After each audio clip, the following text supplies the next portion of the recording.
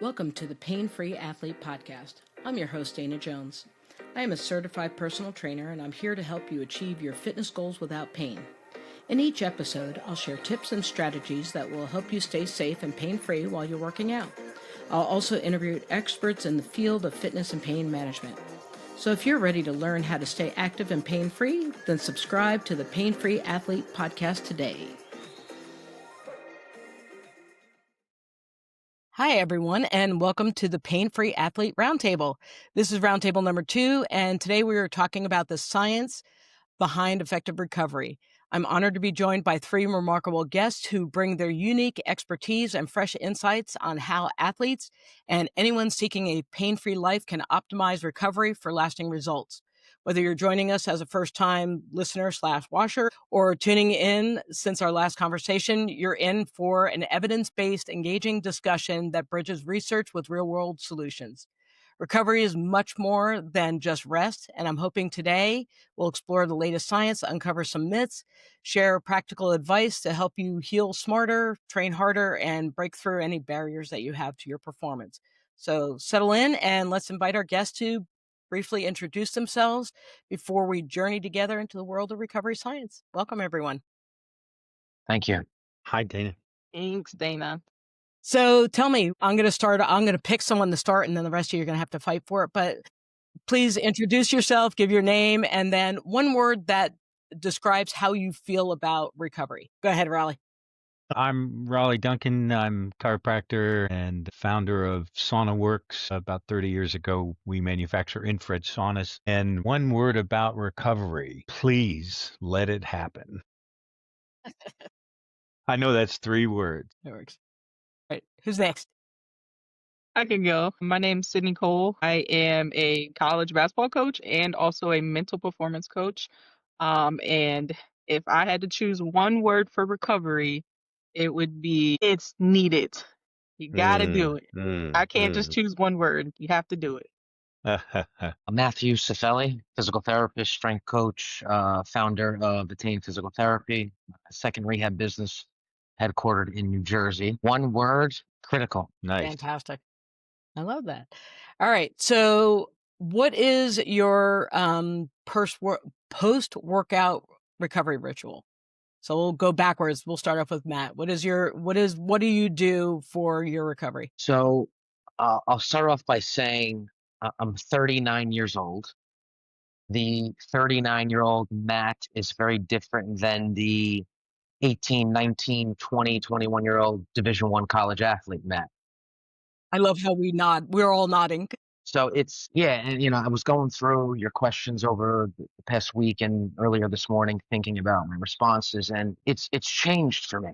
And I think that's important for everyone on this conversation to listen into, and certainly the listeners, that it's not one size fits all. And I think at different points in our athletic cycle, recovery cycle, whether it's due to a surgery, chronic acute illness, it's different. So early days in my Division I collegiate athlete years, it was, cold plunges, right? The athletic trainers make you do those things, high protein after workouts, getting your sugars after a hard workout, and sleeping, right? That was kind of was critical for me. I think if you look at how I've transitioned out of athletics, more into the rehab side of things and taking care of athletes. For my own personal wellness, I still lift heavy to a lesser degree, and I love a steam at the end of a session. Not so much maybe for the cardiovascular or circulatory benefits, mainly for the just the mental component of what that does. It takes me into a confined space with heat, and it just brings my nervous system from point A down to point B. So for me, it's steam at the end of a lifting session. Okay. Thank you. Cydni? Yep. I love everything you just said, Matt. For me, as being a mental performance coach, but also a current college coach now, I'm still always trying to keep up, right? Because my mindset is I wouldn't ask my athletes to do something that I wouldn't do myself, especially when it comes to recovery. So after, a good workout for myself, I'm someone who does still like to eat a good protein meal 30 to an hour after that workout, stay hydrated throughout the day. And I'm also someone who does take cold showers here and there. Not all every Yeah. day, but pretty often I do that. And to piggyback off of what Matt was saying, the mental side of that really does have an impact, right? So physical recovery does help with that mental cluster as well, boosting your alertness, boosting, your mood. Those things are important to me. So that's just a little something that I do to recover after a workout for myself. That's great. So for me, I'm 71, and that means things have changed. And in my exercises, I like using uh, either kettlebell workout or do just walking a lot. It's changed. So I like to, after a workout, or I like to get in the infrared sauna because I have one here, and to eat well. And I find also, like Matt said, to go in the heat in that confined space. I allow myself to relax and kind of go into a meditative state, and then that brings me full circle. I love that. I'm a sauna person. When I was well, and it was funny because Matt was saying, 39-year-old Matt, 20-year-old Dana didn't know recovery. Recovery was we ate whatever we ate afterward because somebody was hungry, and then we all passed out. Like, there was no unless you had an injury, there was no reason to go to the training room, there was no recovery conversation or anything. We just, we played hard, we ate like crap, and we just prayed that we were able to function the next day kinda thing. And so, it's nice that things are evolving and people are able to do that. So if you could choose, and we'll start off with you, Raleigh, if you could choose between a cold plunge, sauna, or nap, I think I already know what you would choose for the rest of your life. What would you be able to do? Well, I can't imagine not napping for the rest of my life, but I would choose a sauna. Yeah, I would hope so. After 30 years of it, I'm kind of into it. Yeah, Anyone else? I have to go for a good nap. I can't give up a good nap. Can't give up a good nap time. I hear that. So for me, I'll replace sauna with steam. Yeah. Oh, I think what that's done for me mentally, and I'm a very type A personality, so I like to challenge myself, and I think with the sauna and wearable technology today, I like to challenge myself where I'm in the sauna. If I can slowly calm down my breath and see my heart rate dip, Hmm. I view that as success by the time I spend 15 to 20 minutes in there. that's good. Nice. I love that. All right, we're gonna start off with you, Matt. What's one recovery myth you would love to bust? So I guess as a rehab professional, I deal a lot with orthopedics, orthopedic surgeons. And one of my challenges for years, and I've been a licensed professional for 15 years now, they tell people, patients to rest, right? Do nothing. And that's been difficult for me, still is difficult for me, will always be difficult for me to swallow, to just rest and do nothing. There is power in movement, there is power in motion, and I think how we prescribe movement to people needs to be variable depending who's in front of me, depending on what point in the injury cycle they're at. But yeah, to debunk or to have the opportunity to sit with a group of orthopedics and say, listen, you send me patients all week long and you tell them to rest and do nothing, yet I get their shoulder and they're on the precipice of a frozen shoulder adhesive capsulitis, and it makes my job a thousand times harder. And then the perception is PT sucks, PT doesn't work, my shoulder's stiff, look at me, and I can't do these things all these years later. So I think the idea of rest and how if there is an injury that rest is good to a degree, but depending on what point in that injury cycle. Thanks. I would say a myth that I would bust is there's no days off to be successful. And when I say no days off, I don't mean like absolutely doing nothing. Sometimes, that's beneficial depending on the person, depending on the situation. But I think um I see it all the time where athletes try to kill themselves because they want to be so great. They want to be so successful. They want to go 24/7. And, that's what leads to burnout. That's what leads from, injury.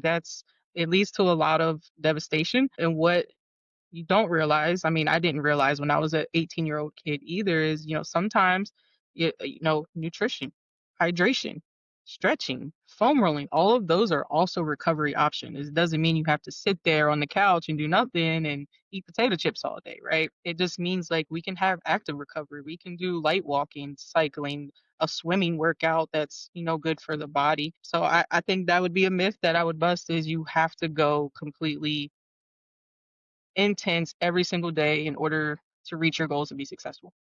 All right. Yeah, I would piggyback on that.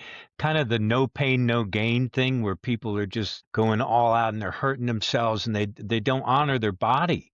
And I've seen that and they're just killing themselves. And that's not the best way to get to the highest level of performance. Well, and I know for me as a fitness trainer that I deal with a lot of people like post-surgically, and they may be hurt, like their ankle may have had surgery on it. And so because their doctor told them to rest, they're not doing anything. Yeah. And then they call me and they're like, "Oh, I can't come back for a few weeks or whatever." And I was like, "You're funny." I was like, "I'll see you tomorrow." And then I have them out there and like, you could still lift weights with your arms, you Yeah. could still you could do core work, you could do all these things. So just because, we'll take care of the ankle, we'll make sure it's elevated while you're doing everything, but you're still going to work out because I think it's important for the movement. And of course, I mean, all the research is there showing that movement does help with the healing. And, going back to Matt's point, back in the day, people would have their joints replaced and they'd say, okay, well, you're going to be laid up for 6 weeks or whatever. And then the outcome sucked, because people just weren't strong enough to support themselves after having such major surgery. And now they're like, you got to walk. Like, we have to see you move around and, do whatever. And I'm like, that is great. And of course, the outcomes are fantastic. Like, people are hiking and they Hmm. feel better about themselves after having, joints replaced. And that's the way it should be. So, You know, Dana, if I sure. may add a little more. It's interesting too, and for Raleigh, you obviously been practicing a lot longer than me. The differences in sport, right? And like this morning, I had to cover the office. I have a high level high school football player, plays for one of the top teams in the state, and he's been coming us consistently for 5 days a week for the past 2 weeks. Basically, Raleigh using us as if we're the training room because he's not Right, getting what he needs from the athletic trainer. It's a Catholic right. high school. You would think they have the means, the funds, et cetera, et cetera. You couple the lack of care for these kids with the old school mentality of a high school coach. And then we bring Cydni's expertise into this from a mental performance coach.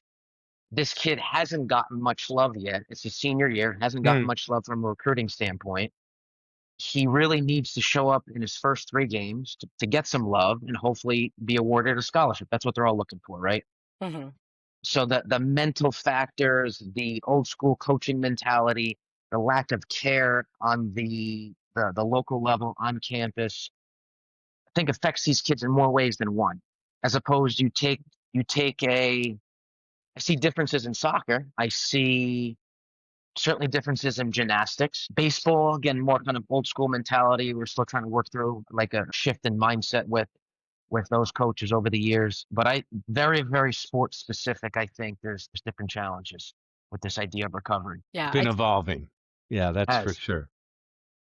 So, I mean, and that's the biggest thing is that like, as you were talking, because I do my day job is I teach at a high school, okay. and I don't believe that there are a tremendous amount of requirements to be a trainer or Hmm. necessarily a coach at the high school level.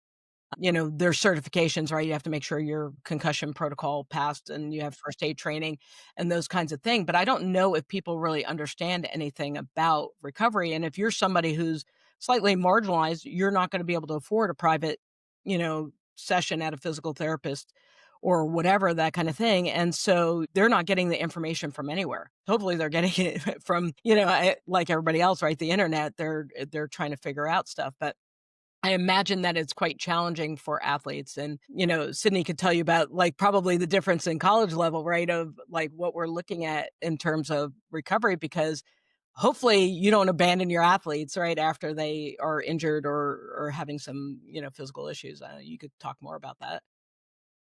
Um, I mean, I think it's kind of a funding thing as well, right? Like I still think that recovery is seen as a luxury.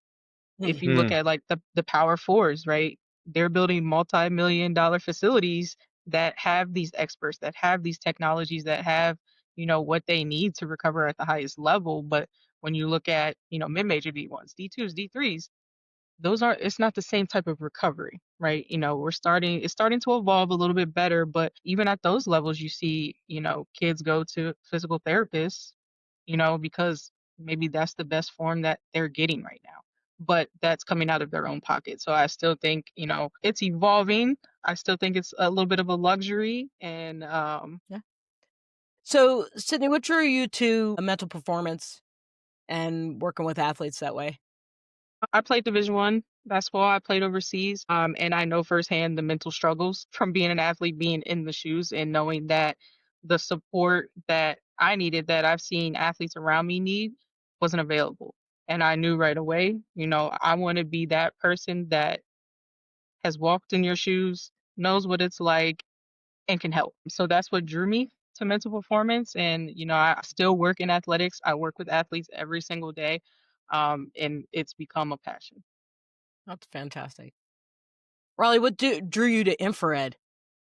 So when I was in chiropractic school and I became a massage therapist to get through school, and I bought one of these infrared saunas, and this was like I said back in the 90s. And when I put people on my table, I would see after putting them in the sauna, their paraspinals had all released, so I saw the shifts that were happening in people's bodies. And that over time, I learned about the secrets of infrared and how it affects the body. And so I've never stopped. And then we started building our own saunas and then putting different modalities and red light therapy and things like this. So that was how it started. And it's been a great ride. Yeah. A lot of That's fun. awesome. Matt, what drew you to physical therapy? And well, you're also chiropractic too, right? No, No? a licensed physical therapist, strength coach, a certified to dry needle. What else? No, no chiropractic. Okay. In the state of New Jersey, we can manipulate, so I am trained to manipulate. Gotcha. Listen, what drew me into the rehab space early on, I had an infatuation of the body, right? And that was to figure out ways to make the body grow. So Mhm. from initially a bodybuilding standpoint, and then as I started to get recruited more heavily, and then I was, given the opportunity to play at that D1 level, I knew that at a certain point that time was going to end, right? I didn't have the skill set like Cydni to go and play professionally overseas.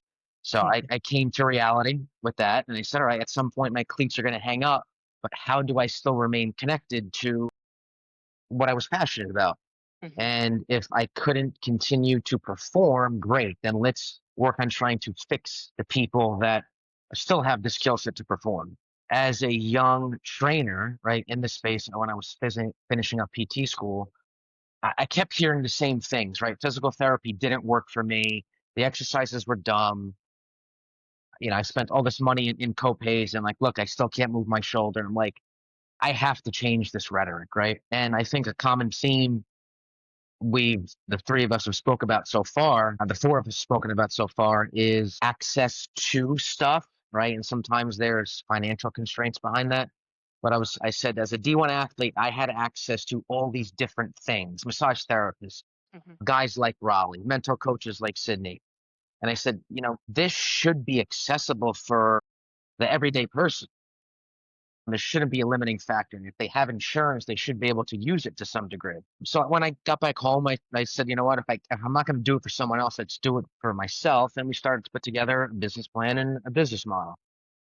So the goal was essentially to kind of recreate my experience as a Division 1 athlete for the everyday person, right? And my career for 15 years has been built from as young as 4 years old as 94, and Mm. everybody in between, right? And yes, there's Olympians that have filtered in. There's NFL and there's NBA and WNBA and high level collegiate and high school athletes. But yeah, my passion and my drive to put a good product forward where that young kid I told you that was waiting for me at the door this morning is I can give him the best chance possible to hopefully fly today on the field with no pain and give himself an opportunity no different than I had or Cydni had. That's great.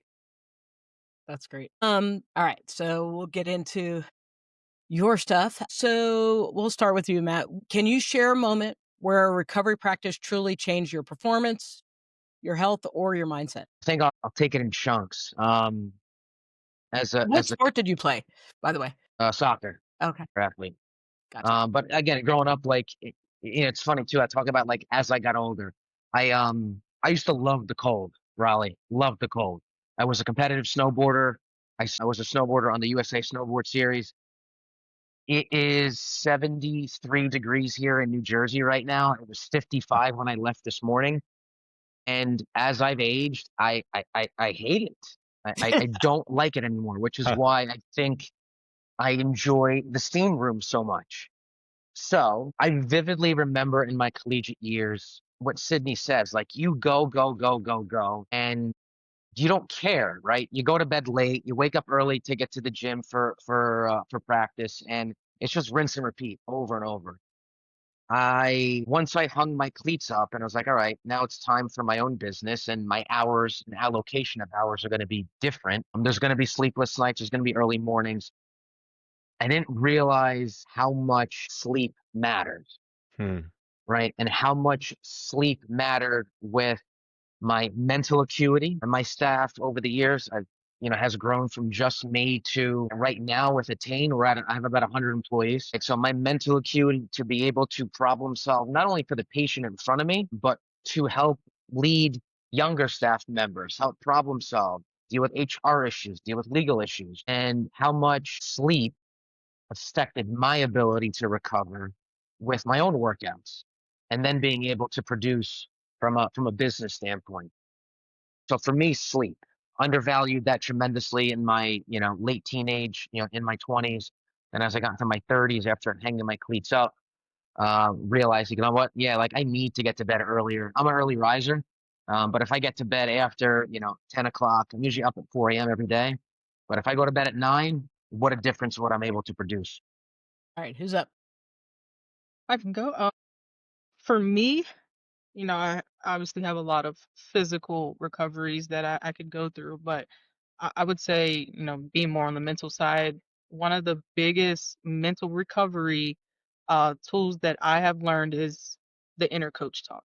When someone had said to me as an athlete and even a coach of, how would you want your coach talking to you? So why would you talk to yourself any different? So learning that really helps with the physical, because once you can have that positive self-talk within yourself, being able to do things physically and your performance wise goes up as well, right? Like the brain truly believes what you tell it, so if I'm limiting myself already, why would I be able to go out there and perform to the best of my ability, right? So I would say that mental recovery tool right there definitely was huge. Okay, And go ahead, Raleigh. I guess, yeah, from my vantage, it seems to me that a lot of times in sports that the athlete is many times seen like a commodity, Mhm. you know?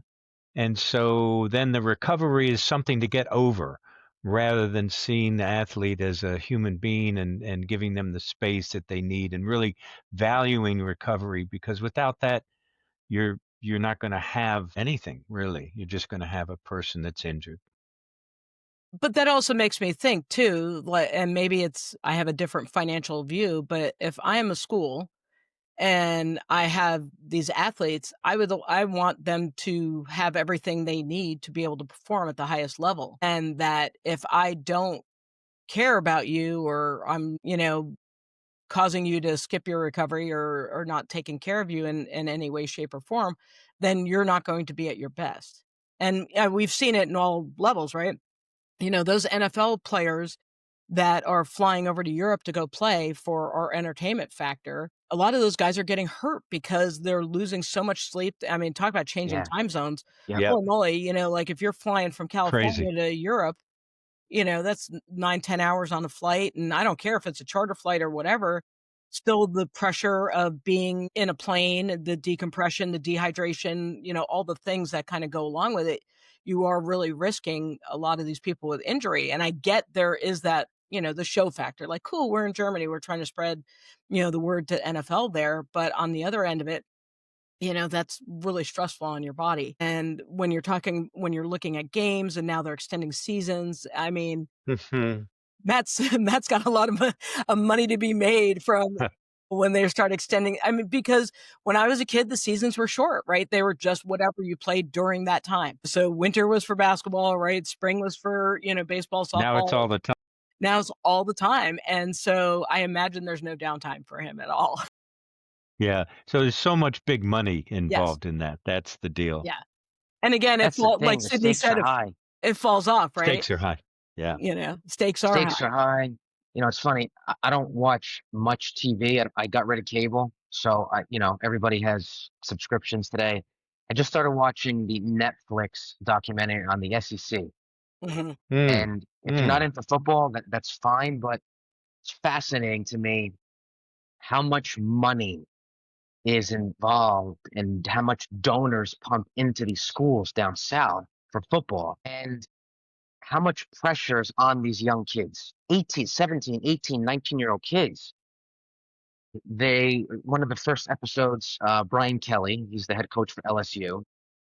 He's like, I'm the head coach of this football team, and I'm basically playing roulette with 18, 19, and 20-year-olds. I got my mortgage on the line. I got this on the line, and I'm investing all this into young kids.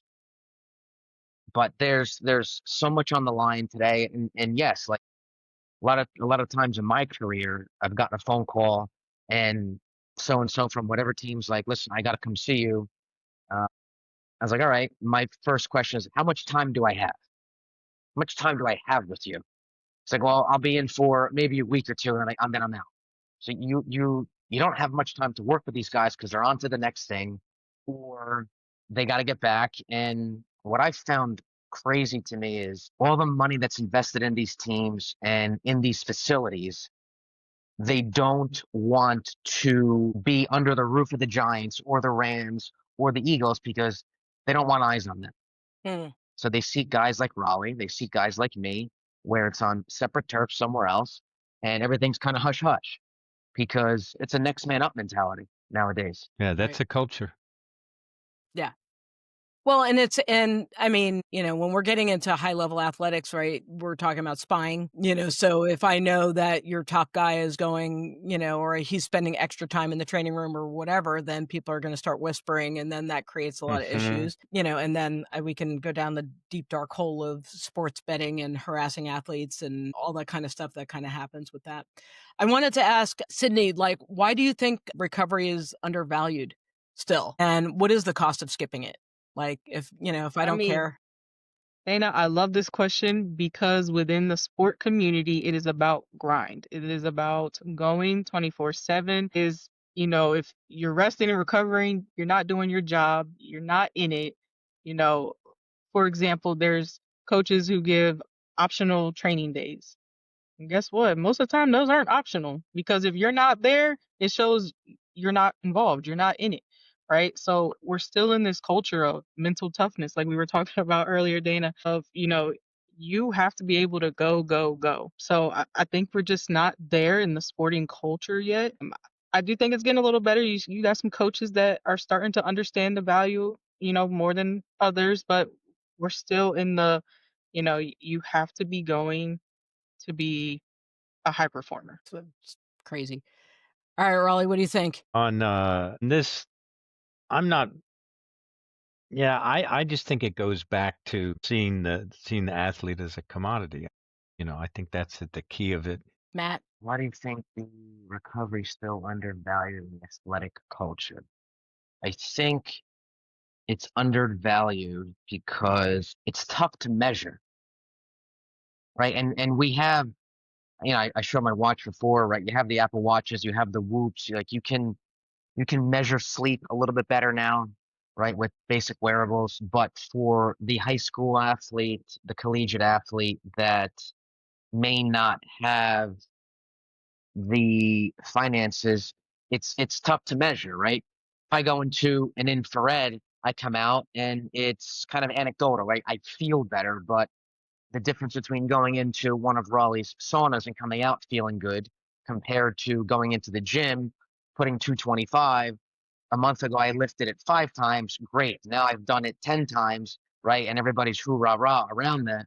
There's more objectivity to that. And I think a team can corral around that. A coach can get behind that and hold a young gal or a young man accountable to certain things. I think the cost of skipping recovery is, I think I gave you my word, it's critical, right? It could Yeah. be career ending in such a way Mhm. Yeah. where if you don't take the time to sleep and sleep hard, you don't take the appropriate measures to hydrate, don't take the time to spend time in a sauna or a cold plunge.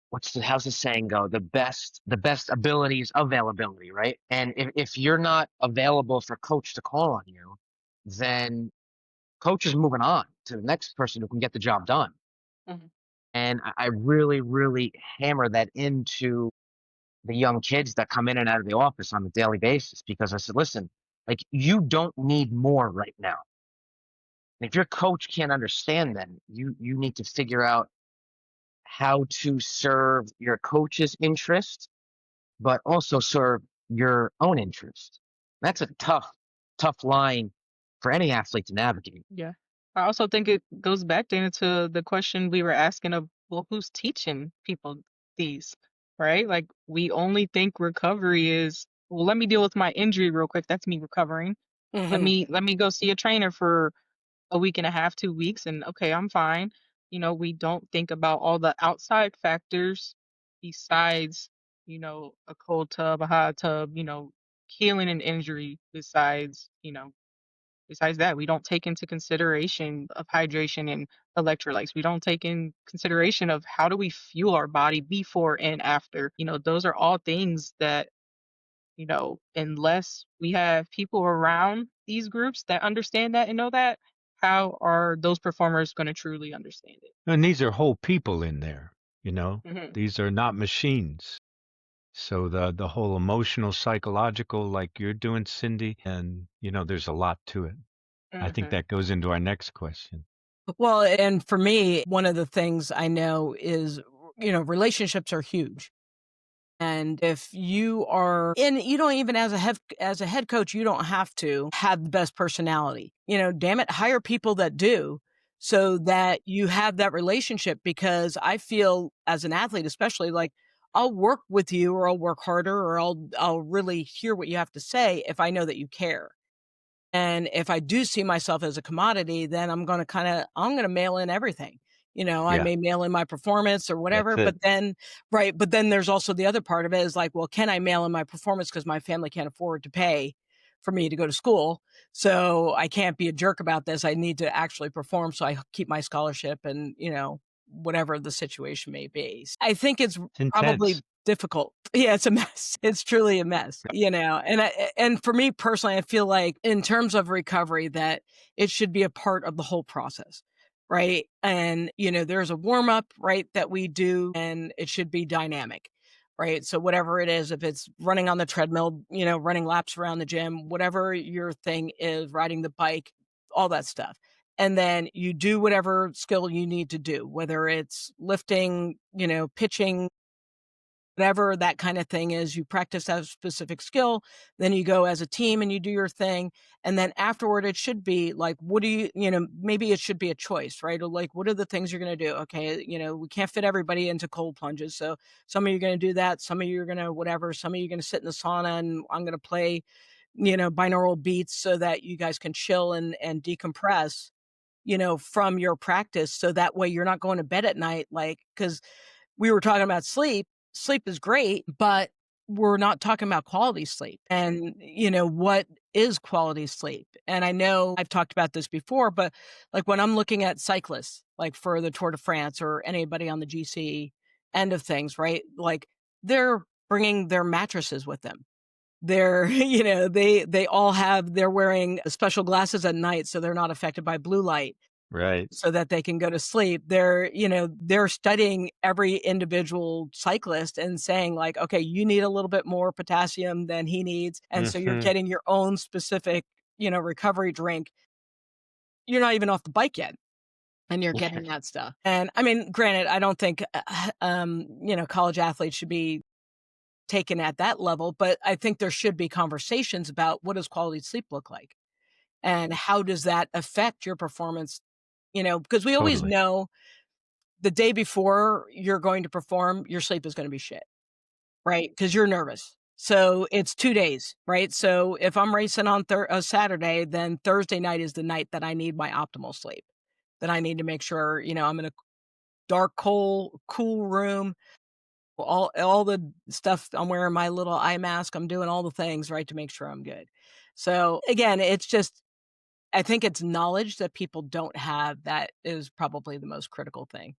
And it's even for the home athlete too. So, Yeah. so I wanna jump in this real quick, and it may be covered in questions from people, but one of the questions I had is like, what's one realistic recovery practice that you would recommend?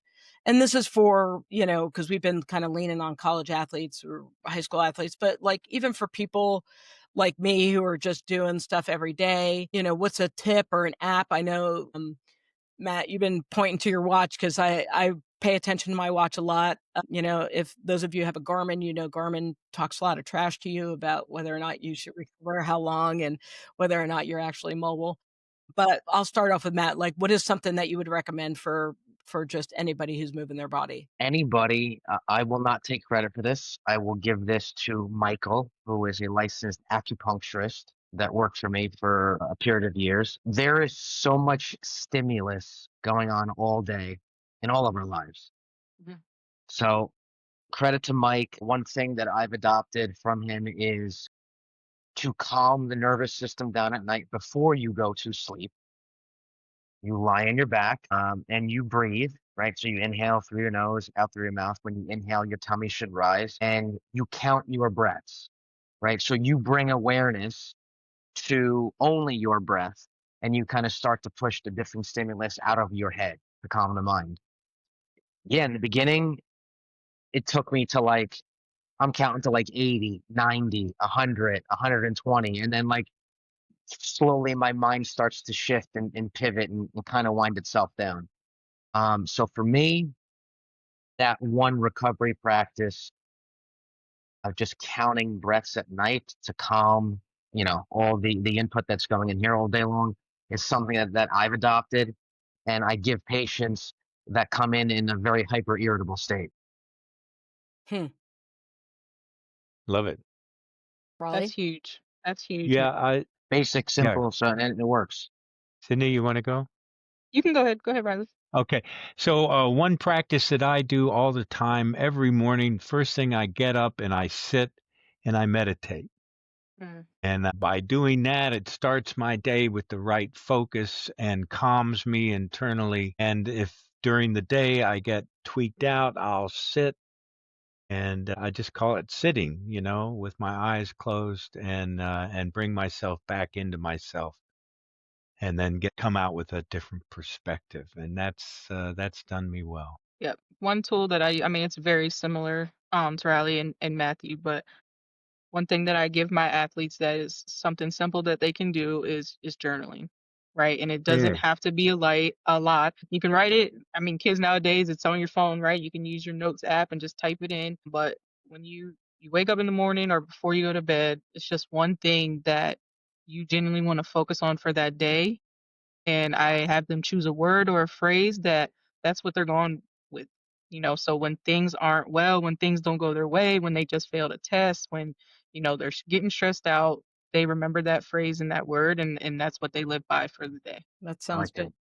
Now, I use journaling differently because I use it really kind of as a recovery practice for me because as a chronic pain sufferer, you get into these weird cycles of thinking, and sometimes you can't get off the hamster wheel. And so the journal allows you to really dump all that stuff out. And because I know the biggest thing for me, like just trying to get back to activity after being inactive because I was directed by a doctor, like, oh, just chill or whatever. No matter what I did, the migraines were still there because, what was going on between my ears was still there. And so using the journal to like super dump, and then after the dump of everything, taking a few minutes to meditate, breathe, or whatever, and then burning that shit.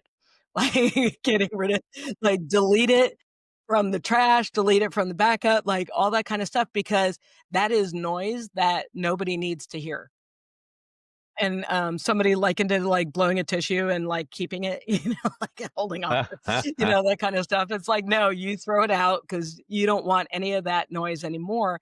And then the goal is that eventually what happens is that you start, noticing that the dump is a lot less, because through the dump, you can also start saying, "Well, it really isn't that bad." Like, "So and so's, coach yelled at me in practice," or, "I didn't lift what I wanted to lift." And then you're like, "Well, could it be because I didn't sleep?" And it's like, "Okay." And then you're like, "Well, why didn't I sleep well?" And then you kinda, it's a rabbit hole kind of journaling, but you do it for about 15 minutes and then you get rid of it. And I feel like that type of emotional release for people really helps get them in the right mindset, because I know it worked for me. And because a lot of times if I had a bad practice or I had a bad workout, I carry it with me. And, then you're Yeah. dreaming about it and, whatever, and that doesn't help. So, I mean, journaling is definitely a good one for sure.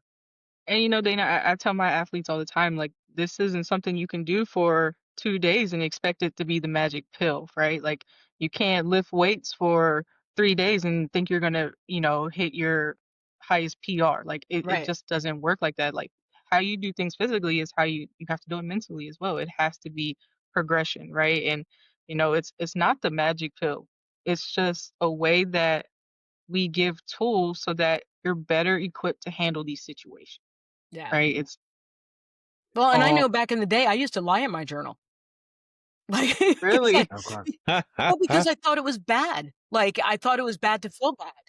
So I mm, was like, "Oh, I feel great today," and it's like, "No, dude, you're full of shit. Like, you felt like yeah, crap, and you need to say, like, I feel like crap." Just like when you're about to stand, at a line or something like that, it's like, I find the biggest relief in saying, "Wow, I am really freaking nervous right now."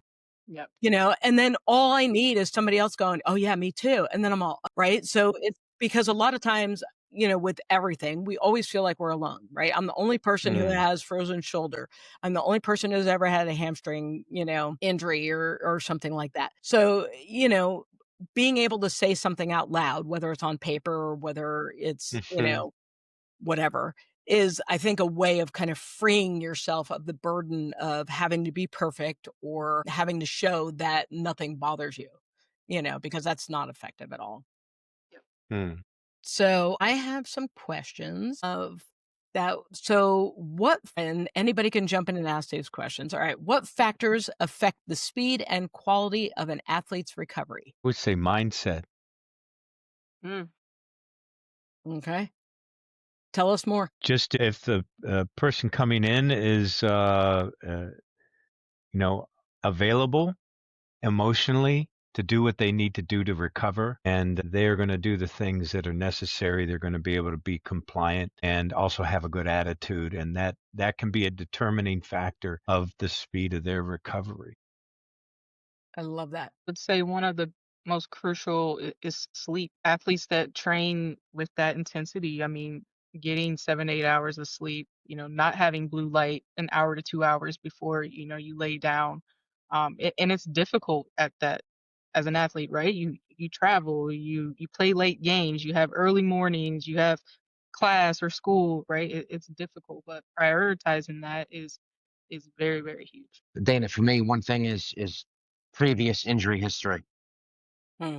So, are we in a chronic state? Are we in acute state? You mentioned for yourself, you suffer from chronic pain.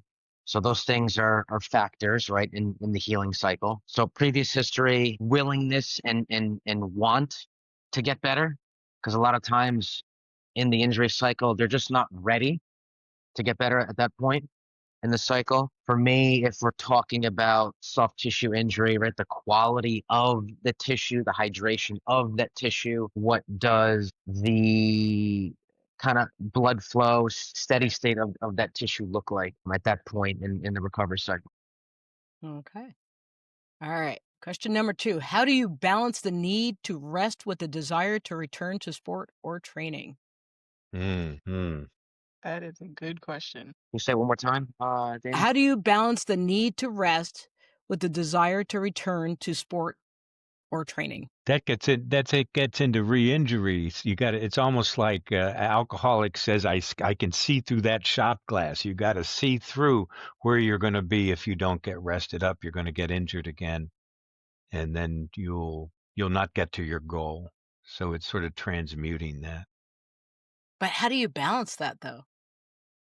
I think I think it depends what's at stake. Hmm. There you go. Now, I say that because um, in New York, New Jersey, we have WFAN.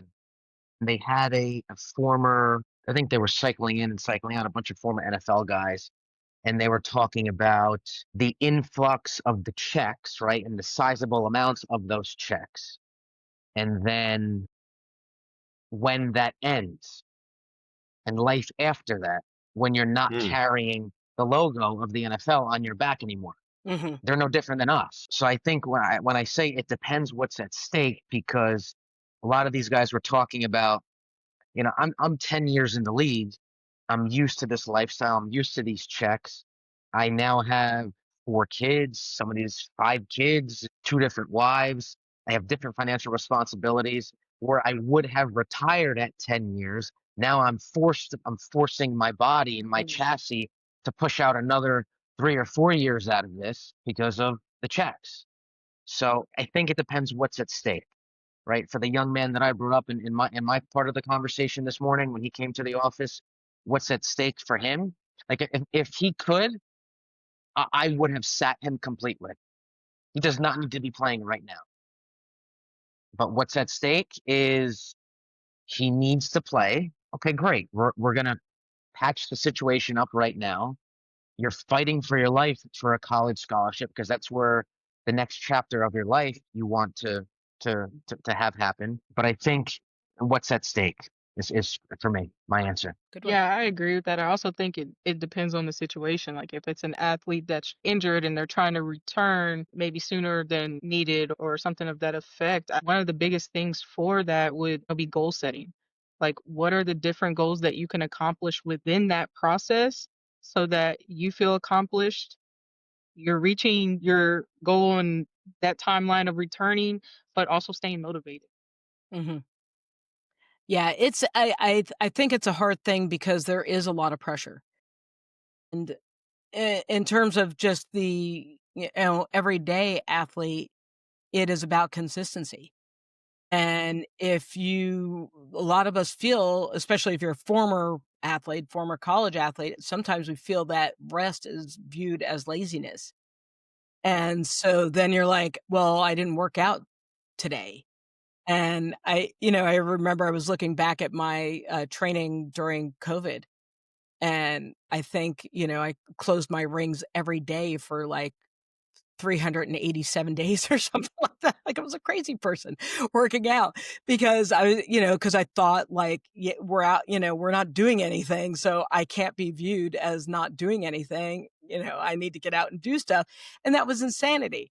And I'm sure I'm paying for it now because, certain things hurt that didn't hurt before. And, there's a little PTSD around certain exercises that I'm sure I had to do a lot of, doing a lot of stuff. But I didn't know how to balance, and that was something that was really hard for me as an athlete, like, really understanding and not even understanding, like, what I need to do properly to recover my body so that I can perform at a fun level or whatever it needs to be. So, yeah, that's good stuff. Alright, what are the most effective recovery techniques you found, and how do you personalize them for different athletes? And I'll throw that in the chat because I could see you're writing that. So, alright. Why is it not working? Hold on. Sorry. There we go. So what are the most effective recovery techniques you found, and how do you personalize them for different athletes? I'll take a crack at that first. Again, and I'll take it from a rehab professional standpoint. For me and Raleigh, I don't know where you're licensed or if you ever had the ability to dry needle, but the modality of dry needling is incredibly powerful. It is not the right modality for every athlete, right? So how do you make that specific to one person versus the other? So the use of a single filament monofilament surgical needle, inserting that intramuscularly and having all the chemical responses at the tissue level is incredibly powerful. I first got certified to do that in 2014, and I got my entire staff certified. Largely, a lot of them were young, and all of a sudden they had this new shiny tool, right? And on Monday morning, when everybody showed up, the new patients, everybody was getting blow darts thrown into them, and I lost my mind because, to the second half of your question, it was not the right modality for every single person that came in through the door, just because it was the new shiny piece of equipment we had. Incredibly powerful for getting an athlete, a layperson, from maybe in chronic pain, maybe not chronic pain, but back to return to quick function. But if they can't tolerate a degree of discomfort, it's not for them. So you kind of have to pull the brakes back. What is something that's less invasive? You can use cupping, right? Whether they're plastic cups, silicone suction cups, or fire cupping with glass, something that is less aggressive, less invasive than a needle. But for me, being that I have the ability to do it, I'm trained to do it. Dry needling, like if I have an athlete that comes to me and says, Matt, you got 2 days with me? Great. Let's get on the table and we're going to work magic in 2 days. I'm going to lead with some dry needling. Sounds good. That's great. For me, I guess I'm old school. Well, I know I'm old school. It's more of knowing when you're in the chronic or acute phase and using heat and cold in the most judicious way to bring the patient back. There's a time, especially before an adjustment, to take the tissue, to feel into the tissue and to know what the heck is going on and go from there. So that's more in my thing. But no, the dry needling, I've never had that. It sounds fascinating. Powerful stuff. I Yeah. mean, if there's anybody that's listening in, or of the four of the three of you, if you remember the name James Harrison, Mhm. Pittsburgh Steelers. Yep. So he doesn't play anymore. I'm a 18-year career as a powerhouse. I know there was articles written about him that he swore by that technique, and I think at any given time, whatever person was needling him, he had like 100 to 200 needles in his back, right? And that Wow. was that was his routine every single week, and putting himself back together. But again, knowing when to use a certain technique versus another, that's the skill set, that's the art form, and that's what, to me, what differentiates good practitioners from poor practitioners. Exactly. Yeah. I mean, just being around athletes all the time, like for the physical recovery, I feel like cupping is the most popular thing seen. I've done it before, you can always tell because you see the rings around their skin and they're like, oh my goodness, this area feels so much better, feels looser. So that's something that I've always taken curiosity into. Yeah, so that's your one. But I mean, what do you think is the most effective technique? Like, because cupping isn't. I mean, I guess there is different types of cupping that you can personalize for athletes. But I mean, in terms of you as a coach. Yep. I would say for mental performance, one of the best recovery techniques that I've seen is probably mindfulness or visualization, just because there's so many athletes that overthink outcomes. Like, what if this? What if that? What if I'm not good enough? What if coach goes with this person over me? What if it's just so many what if questions? And so the mindfulness technique is it's just a way to just calm themselves, calm the brain. It takes it off from all of the chaos and brings it into the present moment. So that is the most helpful recovery tool that I have seen and worked with athletes. Okay, so what's one thing you hope people walk away with from this discussion? So we'll start you off, Cydni, since you're there.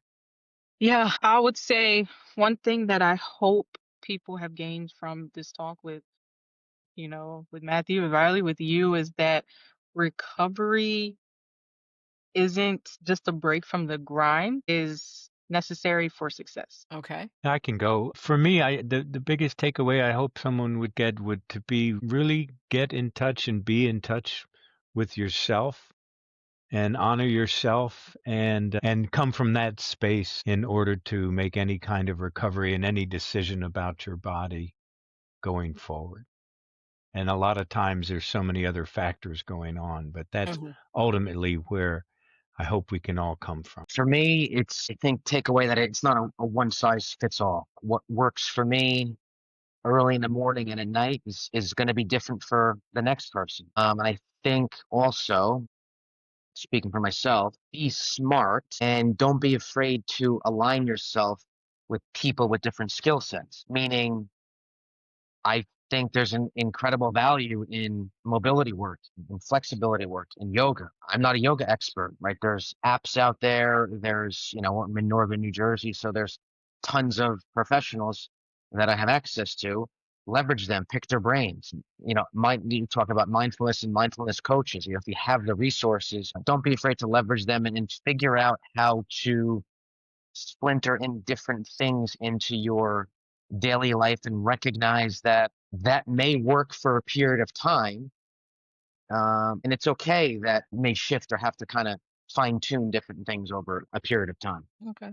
I'm going to jump in on this one because one of the things that I would love for people to have an understanding of is that recovery is not linear and that there are going to be setbacks. There are going to be, great days. There are going to be really crappy days and whatever. And mindset is 100% going to support you through the process. But I think if you go into the process thinking like, oh, I'm going to go to Matt, I'm going to work out for 3 weeks. He's going to, touch my forehead and I'm going to be the most amazing athlete after I leave. Like there may be some challenges. And, again, it has to do with a bunch of factors in terms of severity of injury and such. But ultimately, I think if you go in and know that there are going to be some challenges, then you'll be in a better place to have that plan and set your proper goals and be able to recover effectively and hopefully not have to visit again. Right? Not have to Yeah. deal with that injury again. Because Exactly. that's definitely right. You don't want to be a repeat offender, right? And say, oh, I have the same injury over and over again, right? You want to be able to just kind of let things go and deal with it in a better way. All right. So I have a little fun question to kind of finalize here before we kind of wrap up. And if you could design your dream recovery space, what would it have to include? Now, for me, like I'm waiting for children to move out of my house so that I can really have fun with it. But like I want to have my infrared sauna. I want to have my hot tub. I want to have my little cold plunge. Love, just I wanna make sure that I have all the things that allow me to kinda get into that space and feel good and kinda implement recovery into my life, into my style. Of course, I'd love to have, like, one of those little single lap pools too, so that, Mm. just work just all the good stuff, but for me, it's definitely like I lean more toward the infrared stuff just because makes me feel stronger in a different way. There's something about the blood flow that really kind of gets me going. And I like being in that space, and which is kind of funny because as a kid, I did not like that kind of heat on me. But infrared has changed the whole game now, so I don't have to suffocate because I think there's something very unique about you, Matt, that likes that steam. Okay. Let my mind wander with that. Ah, So now that That's good. I got I to put needed you a on that's the good spot. laugh. great. So what does your dream Yeah. recovery space look like? It's gonna be a steam So room. yeah, it does. Yeah. It would definitely have a steam room in it. And definitely a space for just body work, right? And I was interviewing an acupuncturist 3 weeks ago, and before we got going with the didactic portion of the interview, I said to her, "Listen," gave her my history, and I said, "As providers, we are last in line, right? We always take care of ourselves last." Mhm. And I'll be honest, like my wife saw me like, yeah, I do a shit job taking care of my body, right? I take care of Dana and Raleigh and Cydni and everybody else first. I'm last in line. So yes, it would involve a steam room in the room and just an area where there's a table, and I would have, a provider, whether it's a massage therapist, a PT, chiropractic, an acupuncturist, a body worker of some sort, come in with some sort of regularity, right? To what I tell patients, to change the oil, change the brakes, the rotors, and the tires, because I don't do it enough. I don't do it enough. And yeah, there'd be steam. There'd be steam. Yeah. I would take everything you guys have, but instead of like a personal chef, I'm gonna have a personal masseuse. Okay, because that's much needed. But also throw in an area where I can do some breath work, some yoga mats, nice lights, good aesthetics, just a very cozy, comfortable room where I'm able to journal, get a massage done, and be able to just breathe. That's great. Matt, I like steam myself too. When I go to the gym, I go in the steam. I just love it. Okay, good. So if I had my room, I would have an infrared. Well, I do have an infrared sauna and I do have a plunge. They're not in the same room. The other thing I would put in is a sensory deprivation tank. I used to have one of those, and I love that. I would have, I have it now, a lot of red light therapy, and we've been putting that in the sauna too. And so to have all these different modalities at my disposal to keep this old guy going, that's kind of the whole deal. So That's fantastic. I love it. All right. So let's roundtable this, wrap up the roundtable here. So Raleigh, tell us where we can find you, how people can get in touch with you, and all that kind of good stuff. sure. So my company, SaunaWorks, Clearlight Sauna, we're found on the website at www.infraredsauna.com. And that's you can get me there as well. Thank you. Go ahead, Cydni. Yeah, you can find my mental performance TikTok and Instagram at Sid Cold. Fantastic. All right, Matthew. You can find me for all of your rehab needs. You at attain-pt.com or www.attain-pt.com. Okay. Fantastic. I'll have all that stuff in the show notes for anybody who's interested. Thank you so much for joining me. And this was a great discussion, and I really hope people have found some nuggets to kind of take away. And we'll catch you next month for the next Pain-Free Athlete Roundtable. Thank you so much. Lots of fun. Great Thanks, weekend. Tina. Take Thanks, care, man. guys.